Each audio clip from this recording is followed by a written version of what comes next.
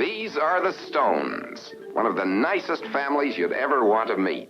Enjoy them weekly on The Donna Reed Show, starring that wise and lovely lady, Donna Reed. Donna's a worrier, especially about the children. Alex, how can you sit there reading when your son is tossing around on his bed suffering? And Donna's worries usually mean trouble for husband Alex. Shh, you wake him. Daughter Mary has the teenager's intolerance towards parents. Mother, times have changed since you were my age, haven't they, Dad? They certainly have. Of course. As for Jeff, he's always his shy, modest, retiring self. Now, how did you know which button to push? Oh, just genius, Mom. Just genius. You'll laugh with them, you'll worry with them, but most of all, you'll enjoy them on The Donna Reed Show. Every week over ABC TV. The fun is in the giving. The fun is in the giving. And oh, what a lift if the gift is a 58 Chevy. That's when you'll find the fun is in the giving. Your family's really living, and so are you, by the way, when you give an all-new 58 Chevrolet. Remember all those times Donna and Alex Stone kissed and you wondered what all the excitement was about? Now you understand. Donna Reed, you missed something the first time on Nick at Night. Holiday time's a good time for the good taste of Coke. Holiday time's a good time for the good taste of Coke. A holiday's coming, let's have fun, bring Coca-Cola for everyone. Holiday time's a good time for the good taste of Coke. Enjoy ice-cold Coca-Cola, a sign of good taste. Nick at Night is proud to introduce the perfect American family. They're the Stone family, and they love each other. That's for being a good, decent man. Aw, Dad loves Mom. You know, Mrs. Stone, you're a remarkable woman. Aw, Jeff and Mary love Mom. Dad loves Jeff and Mary, and they all love each other. They love everybody and everything. What are you crying about? I like cheese. Watch the Stones love each other on The Donna Reed Show on Nick at Night. Hi, I'm Donna Reed. I'd like to talk to you about a unique Christmas gift. A gift that will fit any situation, is always in the best of taste, and will never go out of style. One guess. You're right, it's money. But not the ordinary kind of money. No, this is growing money. Would you like to see some? U.S. savings bonds. Now, watch how they grow. We'll put one $50 bond, which costs you only $37.50, and take it for a ride through time. Starting right here, December 1961. Here's December 1964, and look, that $37.50 has already grown to $41.32. Now we're pulling into August 1968, and that $37.50 has grown to a full $50. And it's still going, still growing. And savings bonds will keep on growing as long as you keep them. So this Christmas, give growing money. Give United States savings bonds. Thank you. And Merry Christmas.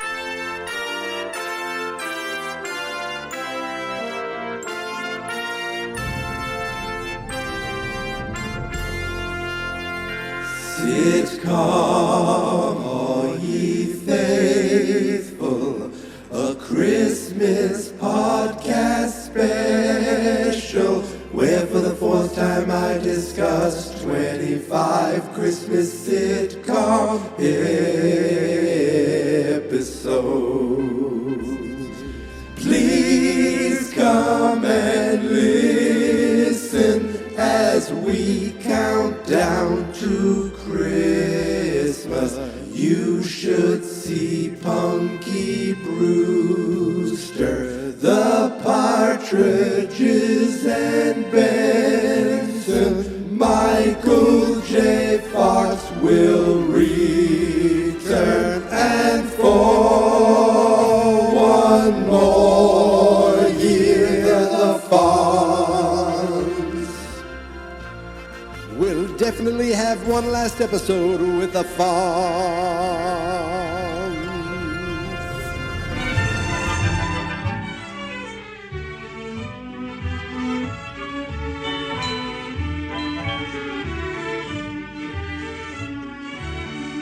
Happy Wednesday, everybody. Happy December 18th. Happy day 18 of Sitcom. All ye faithful. It's Wednesday. And you know what that means? That means we are now 1 week away from the big season finale of Sitcom All Ye Faithful. Only one more week to go. 18 down. And then, wait, I think 7 days left, right? I'm doing this right. 19, 20, 21, 22, 23, 24, 25. My fingers prove it. 7 days left. There are 7 days. There are 7 days. There are 7 days in a week. Today, I'm going back to the 1950s. I had a show where I thought, wait, should I watch this specific show in the 80s? And I almost did. I said, no, Michael, maybe you'll watch it this year, this other show that will go nameless. Maybe you will not watch it at all. Maybe you'll watch it next year. But I found a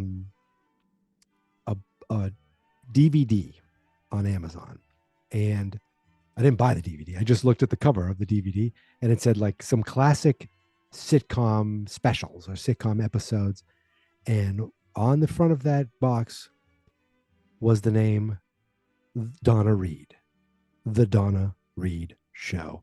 So this, I'm going back to my second oldest episode of television ever. This is from 1958. Only the Honeymooners episode that I did is older. This is, I think, the only the second show that's from the 50s. And I'm going to do math again. Ready? 68, 78, 88, 98, 2008, 2018. That's 60. Then from 2018 to, that's 66 years ago. Did you see how I did that? Now I have a college degree, and I just proved it. 66 years ago, this show aired. And it not only did it air, it aired on December 24th, 1958, on Christmas Eve.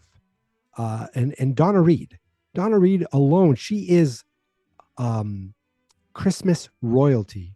If not for the Donna Reed Show. The Donna Reed Show is, I think, where she really became a big star. She was already a big star because of It's a Wonderful Life, right? Or at least that's how I knew. I knew her probably from this first, and then realizing that this mom on this show that was on Nick at Night all the time when I was a kid actually was the love interest in It's a Wonderful Life. And if you don't know already, Fine Movies, Fine Spirits is going to be doing a live, possibly live, but definitely a full watch along of It's a Wonderful Life. On the 23rd, it will be out on Fine Movies, Fine Spirits, anywhere podcasts are available, or just go to fans.experts.com to check that out. Now, as I said, this episode, Donna Reed, to me, yes, it's from the 50s, but to me, it's like, it's not from my childhood, but it is like Mr. Ed was, because Nick at Night was not a huge part of my life, but Nickelodeon was a big part of my childhood. So you'd see commercials all the time. But I do remember watching Mr. Ed with my dad. I have no recollection of ever watching the Donna Reed Show, ever. It just was a show that I knew about. So this is my first ever episode of the Donna Reed Show. It is from the first season, episode 14, A Very Merry Christmas. And as I said, it aired on Christmas Eve in 1958. Now, there are only 3 networks, okay? There's the National Broadcasting Company, the Colombian Broadcasting Company, and the American Broadcasting Company. I don't know where these, the Tiffany Network, what they have to do with Columbia, I'm not sure.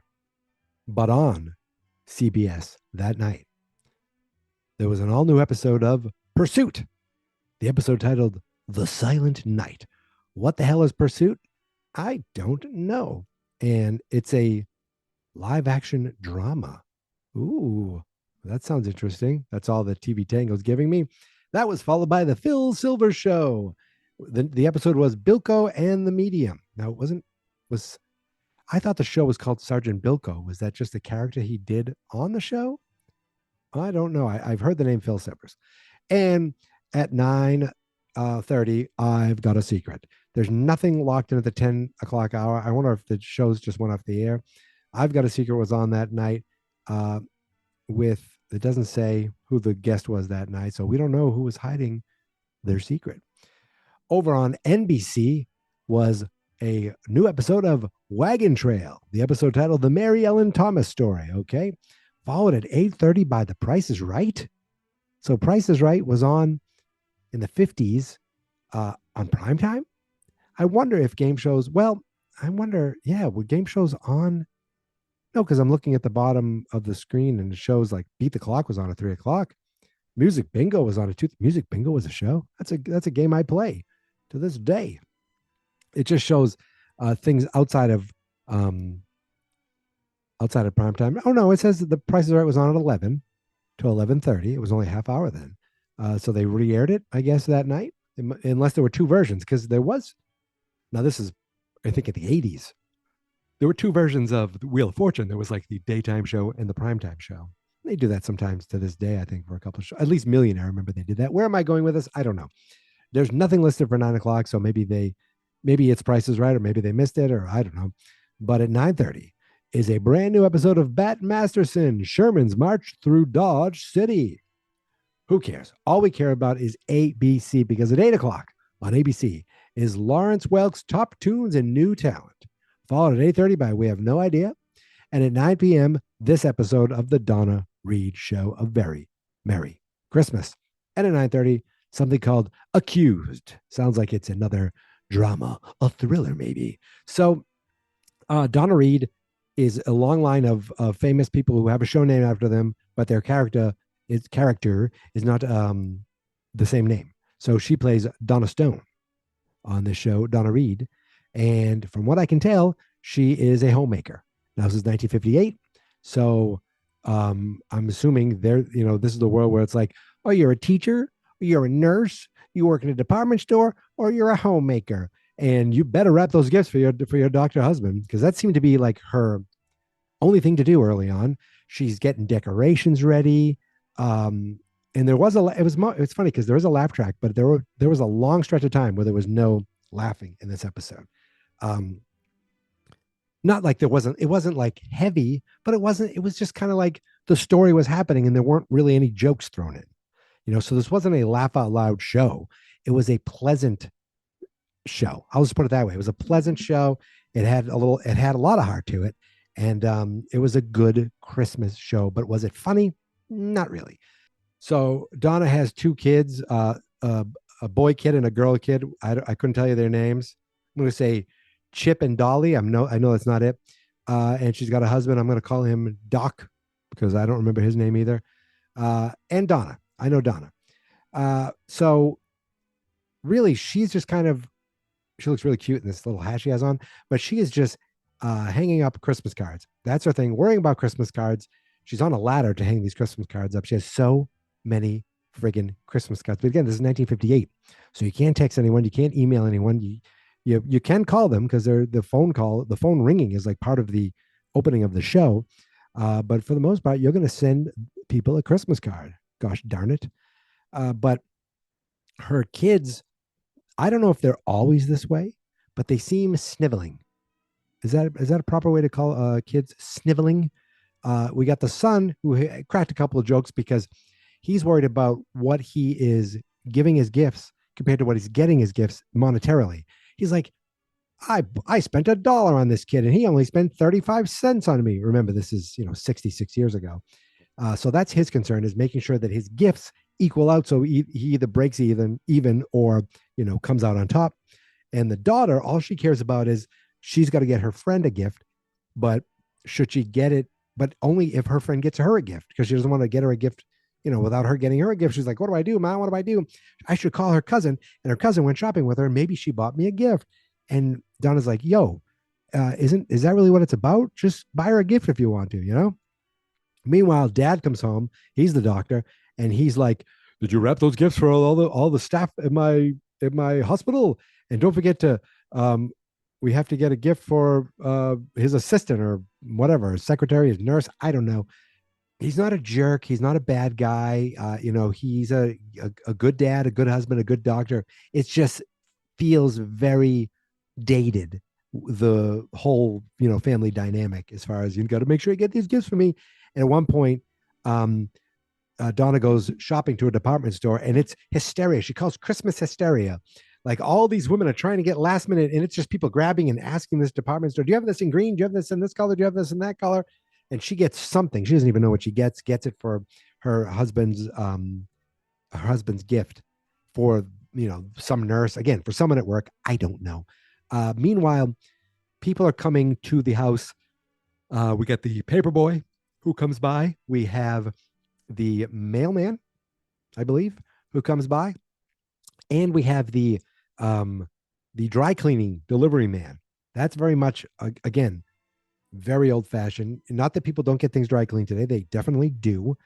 But I don't think it's funny, because we're in a world now where so many things are delivered to your door, and so many things are automated where you sign up for a system or a subscription and things get delivered to you. And I'm sure there's plenty of clothing. I'm sure there's laundry and dry cleaning that do that.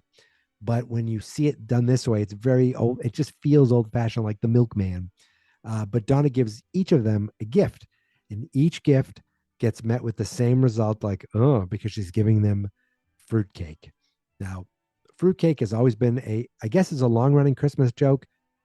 Pee-wee does it best with it when he gets all these fruitcakes in the Pee-wee's Playhouse Christmas, special. But I guess it goes all the way back to the 50s. And like, it's already seen as a joke in 1958. It's not like, and it's already seen as a Christmas joke. So I wonder when this first happened, if this is the first one, like, oh God, a fruitcake. Like, is this the first use of that? It very well could be. And like the mailman's like, oh, my wife, I guess the missus likes it, I guess. And they all leave.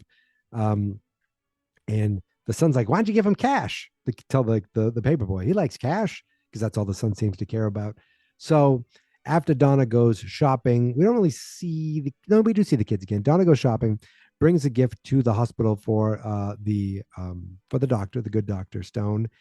And while she's there, there's someone they know, I guess, a kid that's in the sick ward.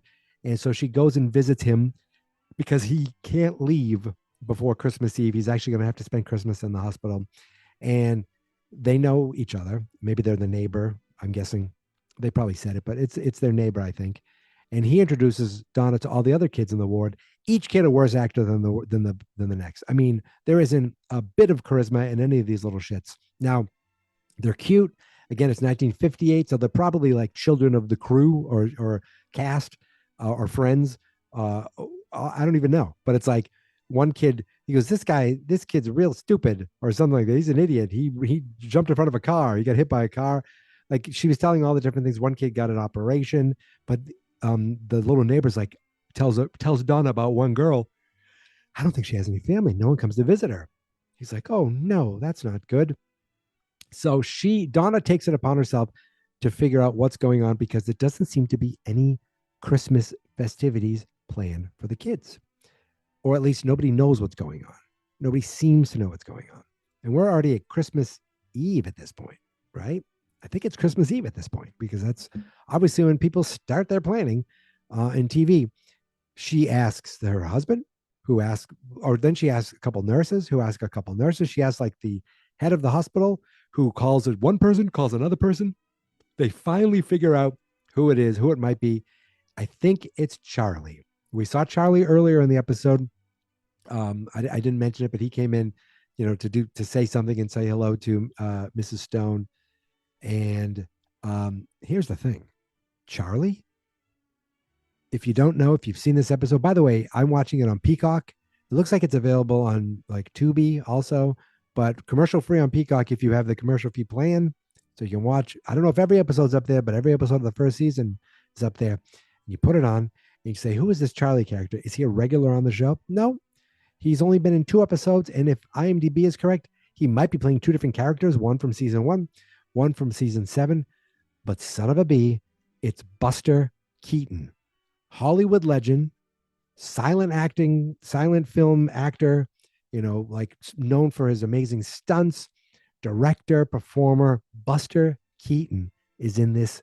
And I was waiting to maybe see some crazy physical comedy.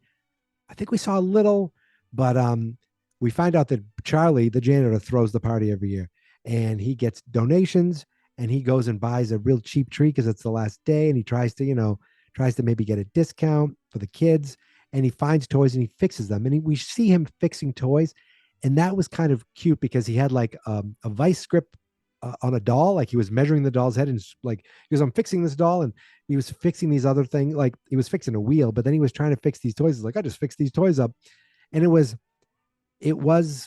not quite physical humor, but there was something there to that.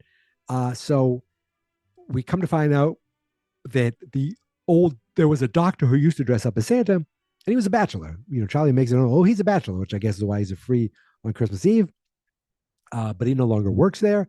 So Donna's like, I was going to say Mary, but it's Donna. Donna says, well, Charlie, you can dress up as Santa. He's like, oh, I couldn't do that. She goes, yes, you could.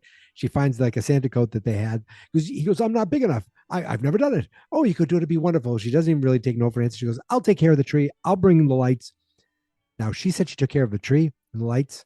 Oh, no, I'm sorry. There was a nice tree because at the end, the doctor brings in a small tree. I'm like, this is it. But no, there is a nice tree that she does decorate. So she's like, Charlie, you could do it.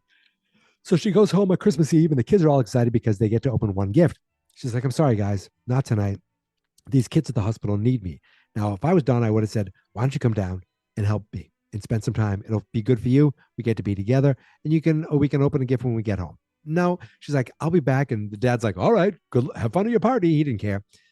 So she goes to the party, the Christmas party. She throws the Christmas party, basically. There is family there. I think they had some music, maybe. There was definitely a tree. And all of a sudden, Santa Claus comes in, and it's Charlie. And he kind of like strides in a way that I thought, oh, we're going to see something happen here. No, nothing really. I thought maybe we'd see some sort of physical, magic, dancing, something. But he just comes in and gives every kid a gift. I thought, oh, he forgot one of the kids. Nope, he remembered every gift. They opened their gifts. They loved their gifts. And then he turns to Donna and goes, don't I know you from somewhere? She said, yes, you used to bring me gifts when I was a child. He goes, do you have kids of your own now? It's like, yes, I do. Why aren't you with them? She's like, oh, well, I wanted to be here with you. And then all of a sudden, boom, her husband and the kids show up. Now, maybe Charlie was trying to make his move. Charlie Claus.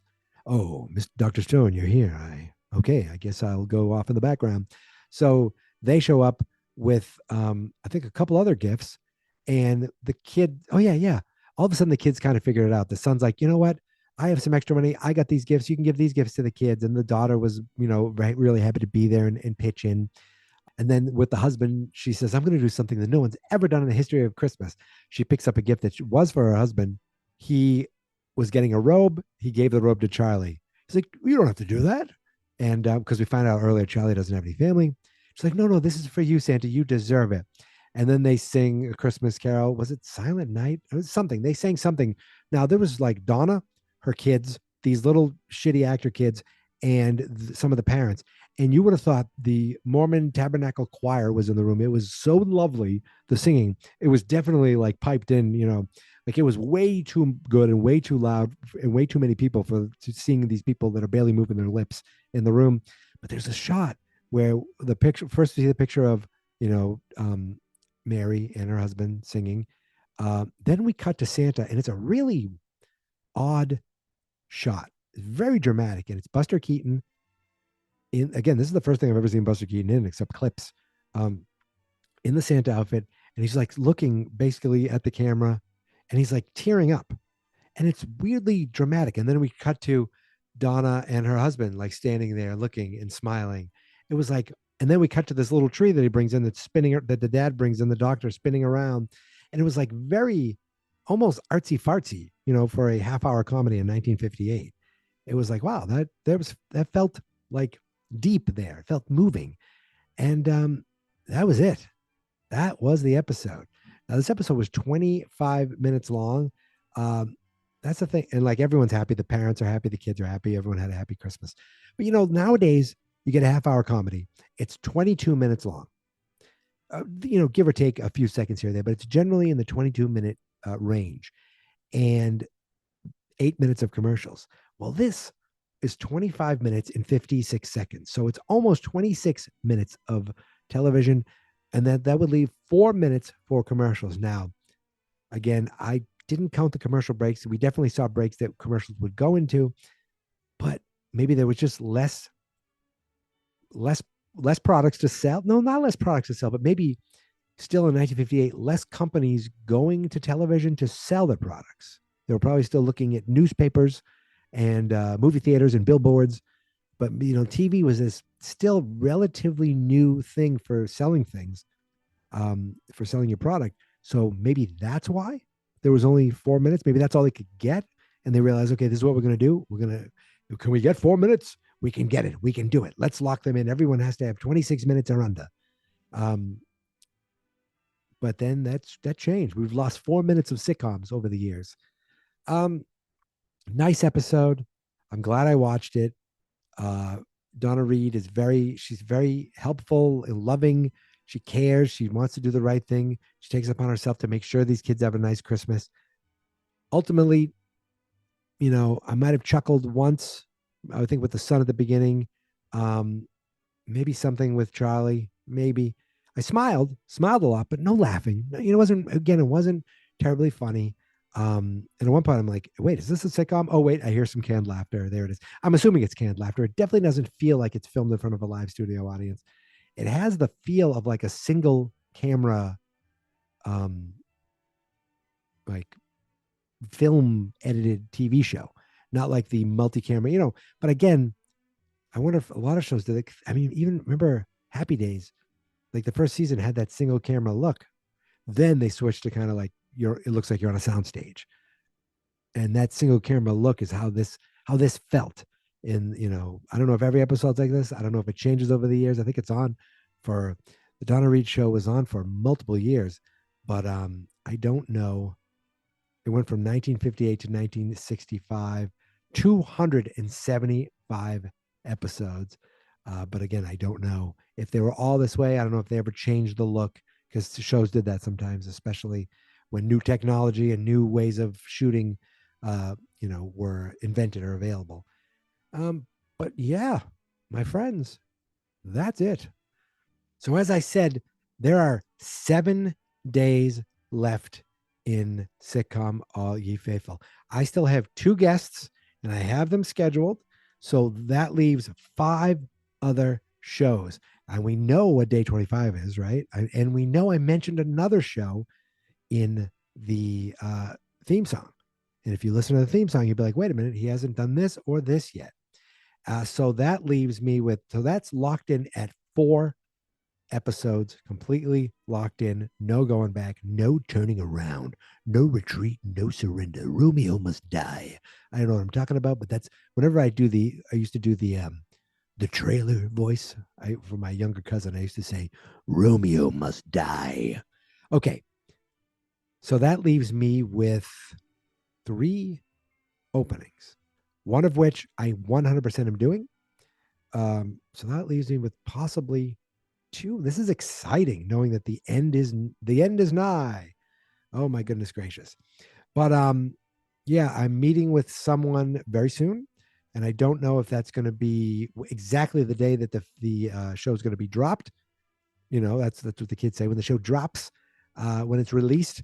But look forward to hearing from my good friend Eric, frequent joiner of the show. Last time he was on the show was for Margie McFly, and he was here last year. We're going back to one of Eric's favorite actors, I should say.